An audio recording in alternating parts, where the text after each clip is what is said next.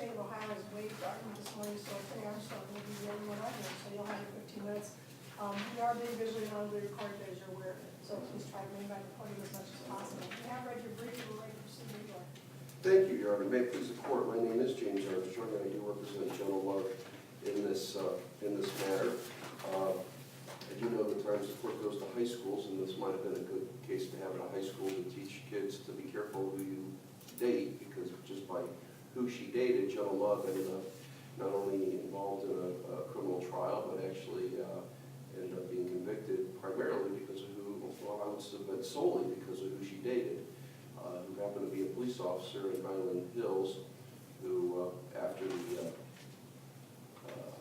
federal government had a case against Mr. Wallace, he decided to be an informant against somebody he had known for 20 years, and that was Mr. Borway.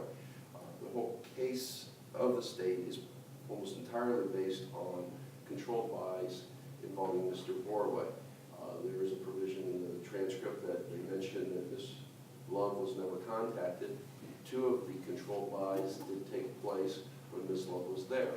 One was when they had planned to go shopping at Target, and the other time they were going to dinner at Golden Corral.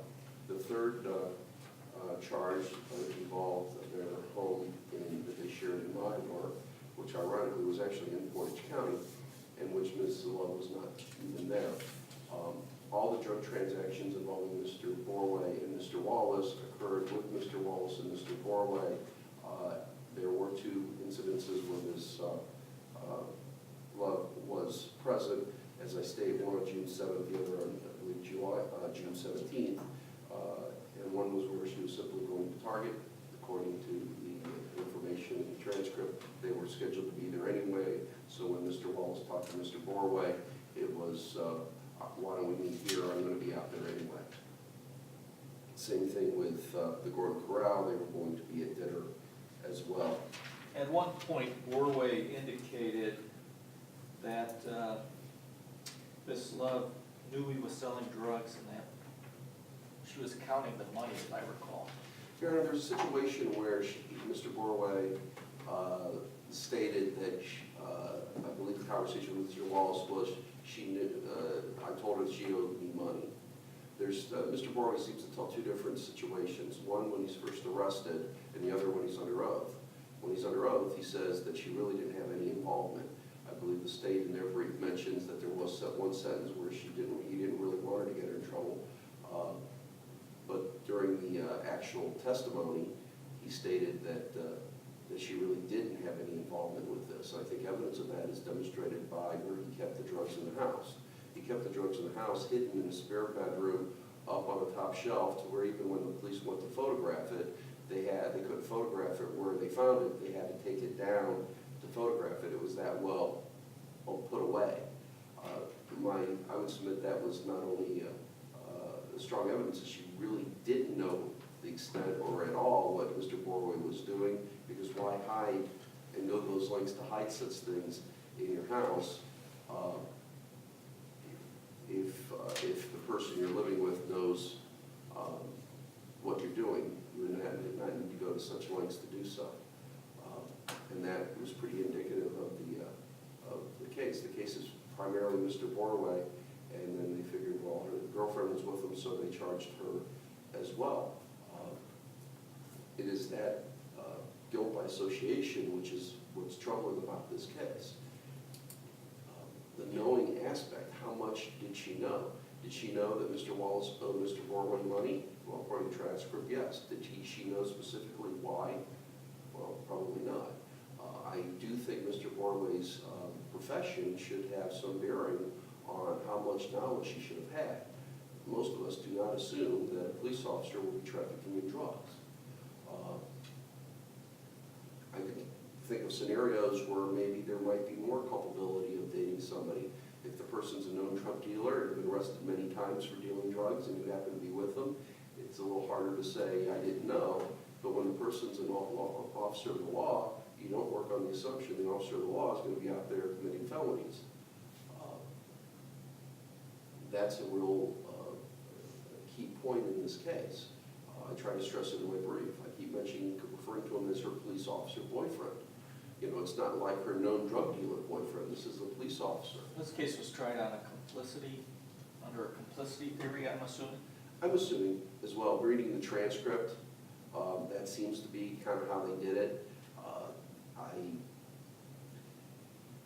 I don't think there's really any evidence that she had any firsthand knowledge of making any of the transactions or whatnot. Well, there was a statement of Borway, right, to the police. That Borway made a she- statement, but I think Borway's statement was more along the lines, not that she was actively involved in it, but maybe she was aware of some of the things she was doing. But that's something Mr. Borway, while under oath, said something entirely different. And his testimony under oath, I think, is key because he was on a plea deal to testify truthfully. So did he testify truthfully at the trial while he was under oath? Or did he testify truthfully when he wasn't under oath and he had just been arrested and saw his whole career going down? I don't know what his mental state was at that time. I only have the transcript to go on by when he testified at trial while under oath. The other concern that I have was the prosecutor's statement trying to implicate her because she was a nurse, stating that, they found small tablets of drugs and asked the officer, what does that indicate? And he indicates somebody that works in a hospital. It was objected to multiple times, both that and what does she do for a living as a nurse. And it's really troubling because on cross-examination, the guy said that, yes, there's absolutely no evidence that she that she stole drugs or did any of the things that were implied during that question. And it troubles me that the state would ask a question they knew there was no supporting evidence for, and I think that tainted the jury as well. Why would you say that? What would indicate to us that one statement or one line of inquiry was so prejudicial to Ms. Love that it deprived her of a fair trial? If you're in a situation, Your Honor, where the primary evidence against you is what your boyfriend does, and then they throw in a statement, they being the government, that, well, there were some single tablets here, what does that indicate? Well, that indicates somebody that may work in a hospital. Well, what does she do? She's a nurse. To the average juror, I would sit there and go, hey, she's probably more involved in this, when in reality, they had absolutely no evidence against her regarding that. And that's what was stated in the transcript. I'm sorry, Your What Honor. about the pill bottle that had her patient's name on it? Well, I'm troubled a little bit by that, and I think, I know the state brought that up in their brief, but in the transcript, it's not really clear. Well, if that was actual evidence of a crime, they didn't charge it though, did they? And I'm not being disrespectful, rhetorically, they didn't. It's just like the state focuses a whole lot in their brief on July 7th. There's no indictment for what happened on July 7th. The testimony regarding July 7th is almost non-existent. Why they focus so much on that instead of what's supposedly be what she was indicted for, I do not know. I think, in my opinion, it was to kind of obfuscate the fact that they really didn't have a whole lot of evidence on Ms. Love at all. It was all associated with Mr. Borway. Was there any testimony from her that the only thing she thought he was selling was steroids? She didn't testify, Your Honor. She didn't. Okay, we haven't read the actual transcript. She didn't testify, Your Honor. Was there anything that indicated that she only thought that he was selling steroids? She wasn't aware he was selling else but steroids? Your Honor, she didn't testify at all. Right. There's nothing. The only indication that we have, and the only evidence, is from, we have Mr. Borway, who tells, as Judge Theodosia brought out, essentially two stories. One under oath, one not under oath. The one under oath supports my client's innocence. You also have the government informant who was facing federal time, who indicated that he put money in her purse. Is there any specific direct evidence that she knew the money in the purse was because of illegal behavior? No, I would submit that there is not. And I think that's the other troubling part of this Actually, there was case. testimony that Mr. Borway indicated that the informant owed him money, I think. Yes, but Your Honor, my point being is, people owe me money at times. No, I think that It's not- supports your argument as well.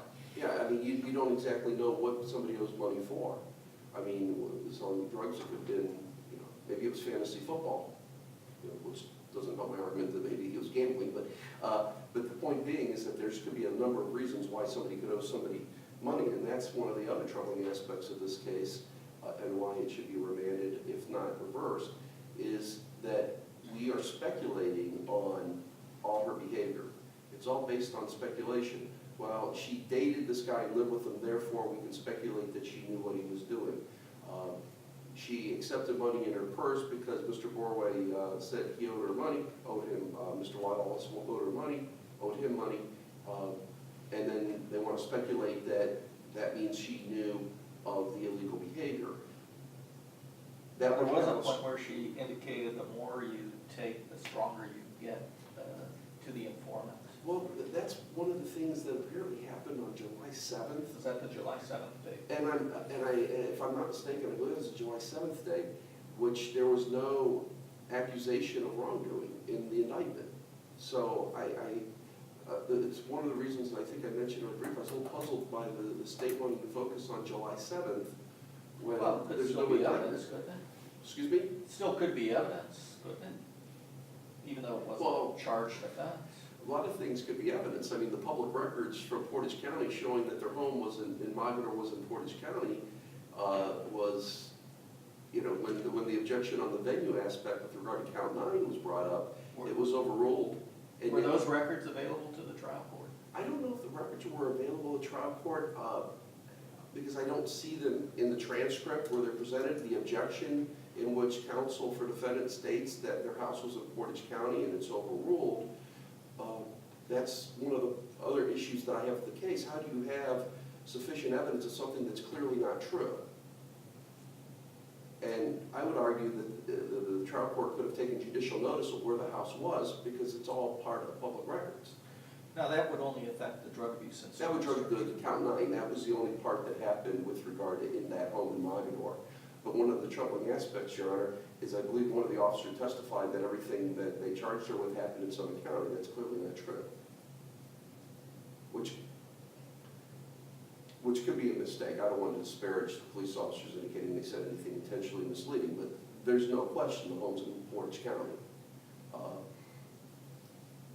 And that would affect count 9. I believe that's actually a misdemeanor, however.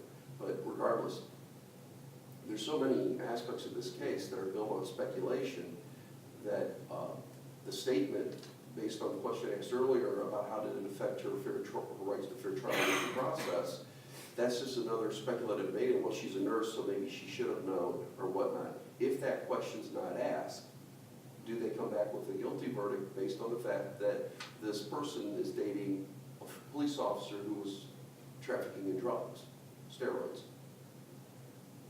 And that's the reason why I submit either the case should be reversed or remanded for a new trial on those subjects. You have a professional person dating another professional person and working on the assumption that, and the state's working on the assumption that she should have known all his activities and somehow knew that he was doing something improper, which goes against his very oath for the profession in which he was engaged in. Of course, on the sufficiency issue, you've got that statement, the conflicting statements by Borway, where the jury could have believed that he was telling the truth originally.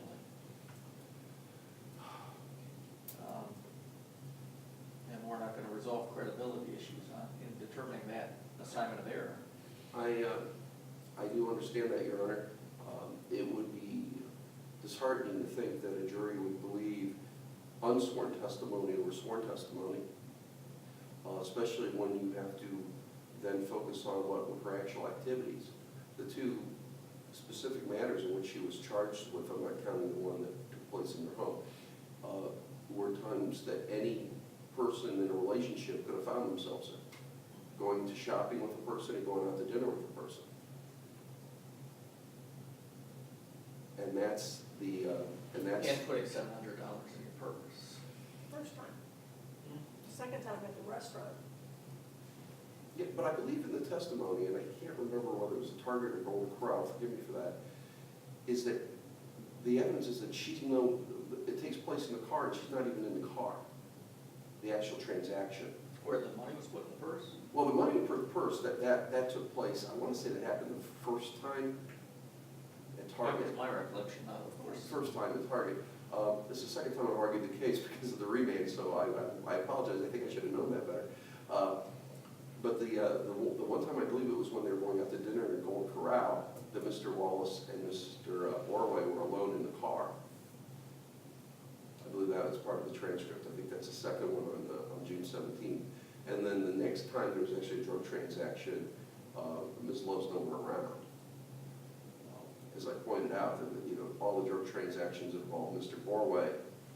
Ms. Love's not with him the entire time, and the two times that she is with him are dinner and shopping. I think I misstated. The first buy, the informant gave the $700 to Miss Love. The second buy, controlled buy, he puts it in her purse. This guy put it in her purse, and she puts it in the purse.